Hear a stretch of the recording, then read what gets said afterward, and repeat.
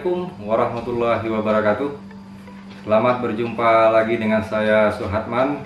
Pada kesempatan ini saya akan coba menjelaskan bagaimana jangka sorong ditempatkan dengan benar pada benda kerja.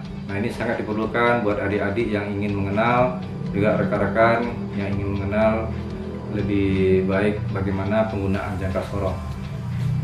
Baik ya, pertama sekali ini saya lihatkan dulu ya pada adik-adik. Ya, ini jangka sorongnya yang kita gunakan, yaitu skala ukurnya atau skala ketelitiannya adalah 0,05. Jadi bisa dilihat ya pada sudut ini ya. Setelah geser. Oke. Ya. Yang pertama sekali yang akan saya jelaskan yaitu yang kita sebut dengan ini rahang bawah. Yang mana rahang bawah ini gunanya adalah untuk meletakkan benda kerja, untuk mengukur panjang, lebar, diameter luar, juga ketebalan.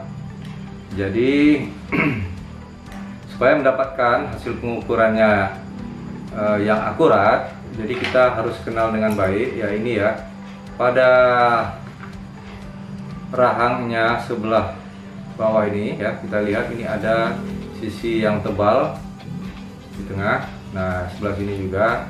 Jadi inilah gunanya kita tepatkan ya di permukaan yang rata ini atau yang tebal ini benda kerja kita. Nah, langsung ya saya contohkan, umpamanya kita ingin mengukur panjang daripada benda kerja. Nah, ini saya mencontohkan sebuah pen piston. Nah, ya kita begini ya. Nah, ini kita posisikan ya. Udah benar-benar rapat dan tegak lurus ya. Nah, setelah itu kita lepaskan benda kerja kita. Nah, kita bisa membaca hasilnya, hasil pengukuran kita nanti pada batang yang ada skalanya ini ya, skala utama dan skala geser. Itu yang pertama. Yang kedua yaitu yang ini sebelah atas, kita sebut dengan rahang atas. Fungsinya adalah untuk mengukur diameter dalam benda kerja ya. Bagaimana caranya? Nah, umpamanya kita ingin mengukur diameter daripada dudukan dari pin piston ya yang tadi. Nah, kita ingin tahu seberapa sudah keausannya. Nanti kita bandingkan dengan diameter luar daripada pin piston yang udah kita ukur tadi. Nah, caranya adalah ya begini ya.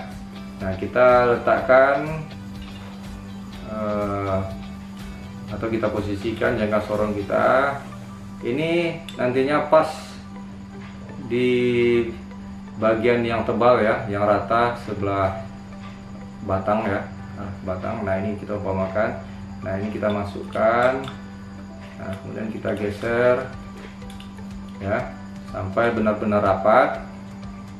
Terus baru kita keluarkan benda kerja kita.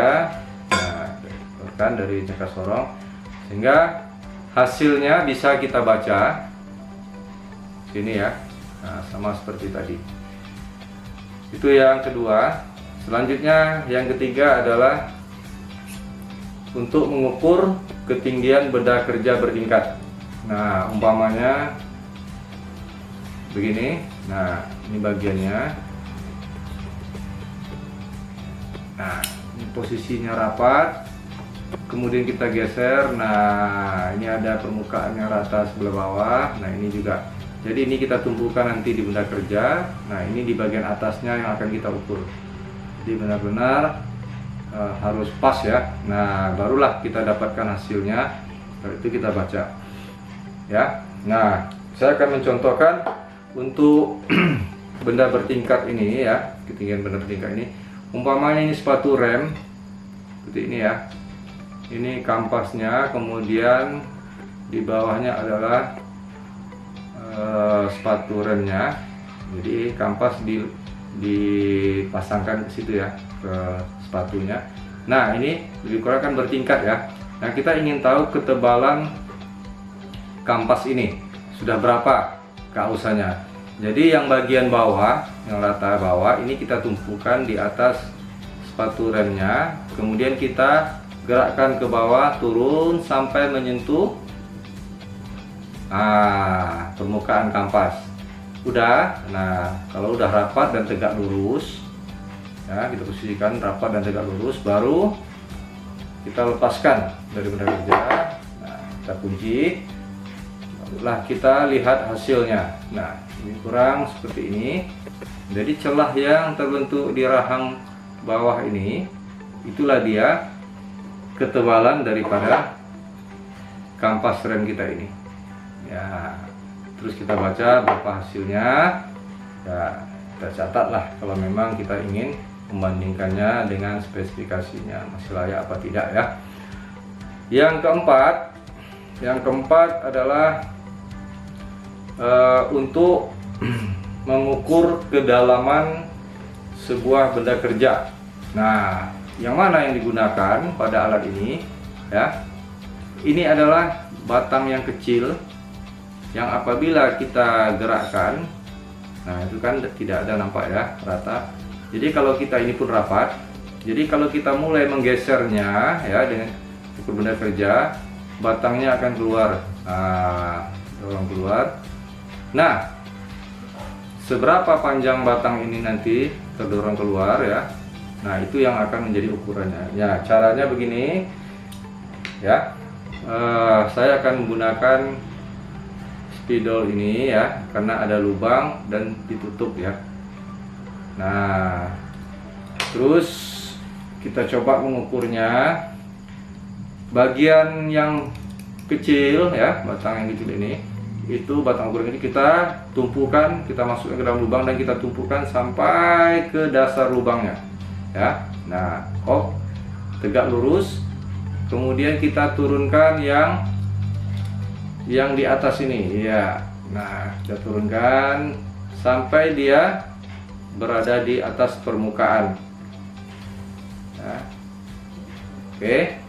Nah, kalau memang sudah pas, tidak ada lagi ya celah atau kelonggarannya ya, kita kunci, kemudian kita keluarkan ya. Nah, jadi inilah hasil ukurnya ya. Ukurnya. Nah, inilah bagian yang menunjukkan kedalaman daripada lubang yang ada pada spidol ini. Nah, seperti ini ya, ini dia. Dan tinggal kita baca berapa hasil ukurnya. Nah, jadi nggak susah ya, mudah ya. Baiklah, itu saja yang Bapak bisa sampaikan dulu, yang bisa saya sampaikan pada kesempatan ini.